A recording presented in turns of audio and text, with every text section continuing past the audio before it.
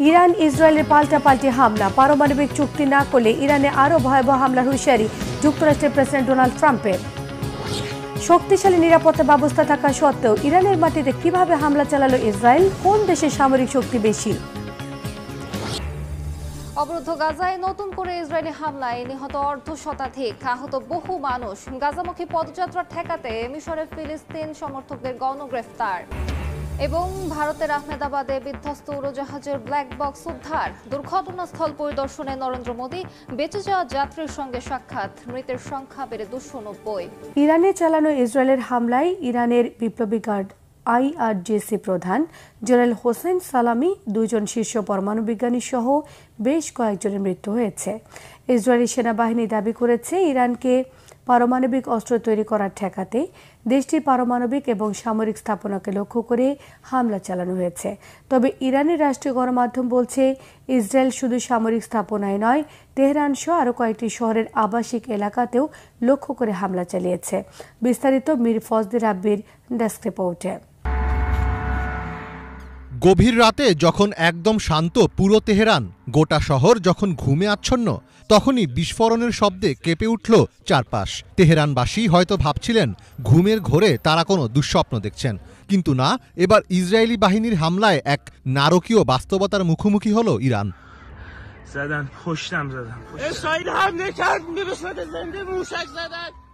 ইরানের রাজধানী তেহরান এবং আশেপাশের এলাকায় অবস্থিত পারমাণবিক ও সামরিক স্থাপনাগুলোর উপর একাধিক হামলা চালিয়েছে ইসরায়েল। 13 জুন ভোর 3টার দিকে দেশটির রাজধানীতে 6 থেকে 9টি বিস্ফোরণের খবর পাওয়া গেছে। ইসরায়েলি বাহিনী ক্ষেপণাস্ত্র ও ড্রোন ব্যবহার করে এই হামলা চালায়। রাতের আধারে চালানো এই হামলায় ব্যাপক হতাহতের আশঙ্কা করা হচ্ছে। ইসরায়েলি সেনাবাহিনী নিশ্চিত করেছে যে তারা নেশন অফ লায়ন্স নামের একটি পূর্ব পরিকল্পিত সামরিক অভিযানে ইরানে আঘাত এনেছে। ইরানের পারমাণবিক অস্ত্র তৈরি করা ঠেকাতে দেশটির পারমাণবিক ও সামরিক স্থাপনাকে লক্ষ্য করে হামলা চালানো হয়েছে। তবে ইরানের রাষ্ট্রীয় গণমাধ্যম জানিয়েছে ইসরায়েল শুধু সামরিক স্থাপনাই নয়, তেহরান সহ আরও কয়েকটি শহরের আবাসিক এলাকাকেও লক্ষ্য করে হামলা চালিয়েছে। ইসরায়েলি সামরিক বাহিনী IDF বলছে এই হামলাটি গোয়েন্দা তথ্যের ভিত্তিতে পরিচালিত হয়েছে এবং এর মূল লক্ষ্য ছিল ইরানের পারমাণবিক কর্মসূচি, ব্যালিস্টিক ক্ষেপণাস্ত্র এবং সামরিক সক্ষমতা ধ্বংস করা। 2 ডজনেরও বেশি জেট বিমানের সমন্বয়ে পরিচালিত এই অভিযান ছিল নিখুঁতভাবে পরিকল্পিত। আমরা সামনের দিনের জন্য প্রস্তুতি নিচ্ছি। IDF দীর্ঘ সময় ধরে এই অভিযানের জন্য প্রস্তুতি নিয়েছে। প্রতিরক্ষা এবং আক্রমণ উভয় ক্ষেত্রেই আমরা সম্পূর্ণরূপে সক্ষম। ইরানি শাসক গোষ্ঠী ইসরায়েল রাষ্ট্রের ধ্বংস চায়। অস্তিত্বের হুমকির মুখে এটি একটি অপরিহার্য পদক্ষেপ ছিল। আমরা এমন একটি জায়গায় এসে দাঁড়িয়েছি যেখান থেকে আর পিছু হটার সুযোগ নেই। এদিকে ইসরায়েলের চালানো এই হামলায় ইরানের বিপ্লবী গার্ড IRGC প্রধান জেনারেল হোসেন সালামি মারা গেছেন। হোসেন সালামি 2019 সাল থেকে বিপ্লবী গার্ডস বাহিনীর প্রধান হিসাবে দায়িত্ব পালন করছিলেন। ইরানের পরমাণু ও সামরিক কৌশল নির্ধারণে তিনি ছিলেন অন্যতম গুরুত্বপূর্ণ ব্যক্তি। তার নেতৃত্বেই ইরান আঞ্চলিক প্রভাব বিস্তারের একাধিক সামরিক কার্যক্রম চালিয়ে এসেছে। একই হামলায় আরও 2 জন পারমাণবিক বিজ্ঞানী মোহাম্মদ মেহেদি তেহরানচি ও ফেরেদুন আব্বাসি দাভানি নিহত হয়েছেন। ইরানের রাষ্ট্রীয় গণমাধ্যম সহ একাধিক আন্তর্জাতিক গণমাধ্যম এসব তথ্য নিশ্চিত করেছে। ইরান হুঁশিয়ারি দিয়ে আসছিল যুদ্ধ শুরু হলে তাদের প্রথম লক্ষ্য হবে মধ্যপ্রাচ্যে অবস্থানরত সব মার্কিন সামরিক ঘাঁটি। তবে ইসরায়েলের চালানো এই হামলার দায় নিতে চাইছে না যুক্তরাষ্ট্র। যুক্তরাষ্ট্রের পররাষ্ট্রমন্ত্রী মার্কো রুবিও জানিয়েছেন ইসরায়েল এককভাবে এই হামলা চালিয়েছে। এই হামলায় যুক্তরাষ্ট্র কোনোভাবেই জড়িত নয় এবং তাদের অগ্রাধিকার হল মধ্যপ্রাচ্যে অবস্থানরত মার্কিন সেনাদের নিরাপত্তা নিশ্চিত করা। গাজায় নতুন করে ইসরায়েলি হামলায় নিহত হয়েছে অন্তত 52 জন, আহত হয়েছেন অনেকে। এদিকে একটি বাস হামলায় ঘটনায় 12 জন নিহত হয়েছেন। এই ঘটনায় একে অপরকে দোষারোপ করছে ইসরায়েল এবং হামাস। এরই মধ্যে মিশরের কায়রোতে গাজামুখী পদযাত্রা ঠেকাতে 200-র বেশি ফিলিস্তিনি সমর্থককে গ্রেফতার করেছে ইসরায়েলের নিরাপত্তা বাহিনী। স্থানীয় সময় বৃহস্পতিবারও গাজায় বিমান হামলা চালায় ইসরায়েলি বাহিনী। এতে অর্ধশতাধিক গাজাবাসী নিহত হন। হামলায় ক্ষতিগ্রস্ত হয়েছে অসংখ্য বসতি ও অবকাঠামো। জাতিসংঘ নিরাপত্তা পরিষদে যুদ্ধবিরতি নিয়ে ভোটাভুটির প্রস্তুতি চললেও উপত্যকা জুড়ে চলছে ধ্বংসযজ্ঞ। গাজার দক্ষিণাঞ্চলে বিভিন্ন সহায়তা কেন্দ্রে ত্রাণ সংগ্রহ করতে গিয়ে প্রতিনিয়তই প্রাণ হারাচ্ছেন নিরীহ ফিলিস্তিনিরা। যুক্তরাষ্ট্র সমর্থিত একটি সংস্থা ত্রাণ বিতরণের দায়িত্বে থাকলেও বিতরণ ব্যবস্থায় অব্যবস্থাপনা ও সহিংসতা বেড়েই চলছে। জীবন বাজি রেখেও খালি হাতে ফিরতে হচ্ছে অনেককে। ইসরায়েলি সামরিক অঞ্চলে ত্রাণ কেন্দ্র স্থাপন করায় পরিস্থিতি আরও জটিল হয়ে উঠেছে।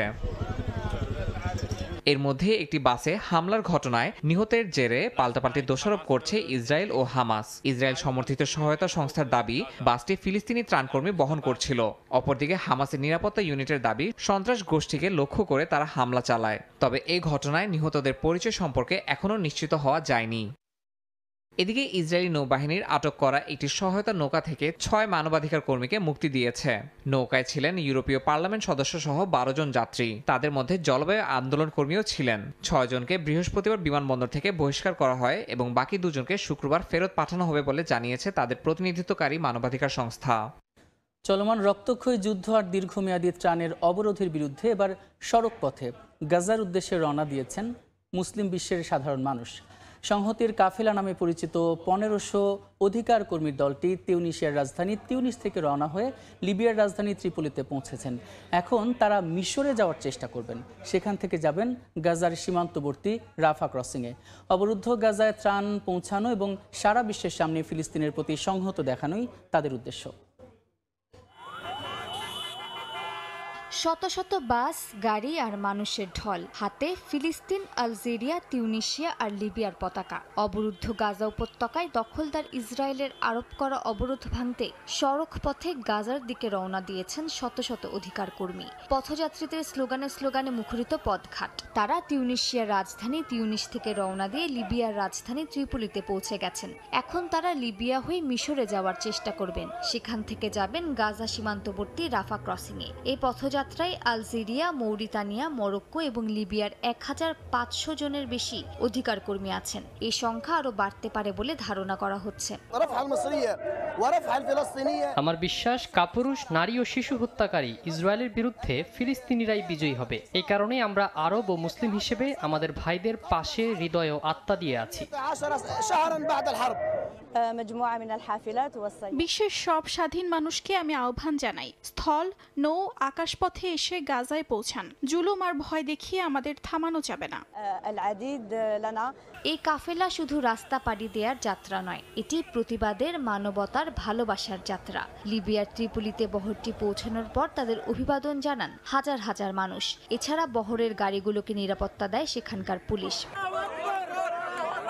মিশরের পররাষ্ট্র মন্ত্রণালয় এক বিবৃতিতে জানায়, গাজা সংলগ্ন সীমান্ত এলাকায় আরিশ শহর এবং রাফা সীমান্ত ক্রসিং রয়েছে। সেখানে যাওয়ার আগে যে কোনো বিদেশি প্রতিনিধি দলকে অনুমতি নিতে হবে। মানবতার এই কাফেলা আজ বিশ্ব বিবেককে নাড়া দিচ্ছে বলে জানান অংশগ্রহণকারীরা। তারা শুধু ত্রাণ বহন করছে না, বহন করছে ফিলিস্তিনের মানুষের প্রতি সহমর্মিতা ও বেঁচে থাকার বার্তা।